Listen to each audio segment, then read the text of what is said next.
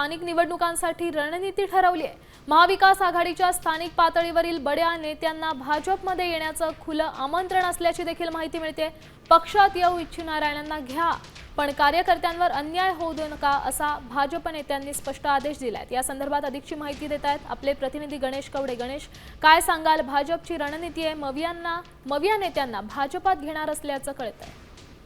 नक्कीच गेल्या काही दिवसांपासून भाजपमध्ये इन्कमिंग जोरात सुरू आहे। मात्र त्या ठिकाणी असणाऱ्या पदाधिकारी यांच्यावर कुठल्याही प्रकारचा अन्याय होणार नाही अशा पद्धतीच्याच आणि ज्यांची ताकद असेल अशा नेत्यांना आहे ते भाजपमध्ये दार उघड आहे अशाच पद्धतीचा एक आदेश आहे तो देण्यात आलेला असं पाहायला मिळतंय। कारण की ज्या पद्धतीने खरं तर विधानसभेला आहे घवघवीत यश मिळालेलं आहे, त्याच पद्धतीने आता जी मिनी विधानसभा समजली जाते त्या म्हणजे स्थानिक स्वराज्य संस्थेच्या निवडणुका, यामध्ये देखील एक भाजपने मूठ बांधली असंच बघितलं जात आहे। कारण की स्थानिक पातळीवर त्याचे निर्णय आहेत ते घेण्यासाठी देखील आहे ते सांगण्यात आलेले आहे। त्यामुळे मोठ्या प्रमाणामध्ये भाजपमध्ये आणखी येत्या काळामध्ये इन्कमिंग वाढण्याची शक्यता वर्तवली जाते।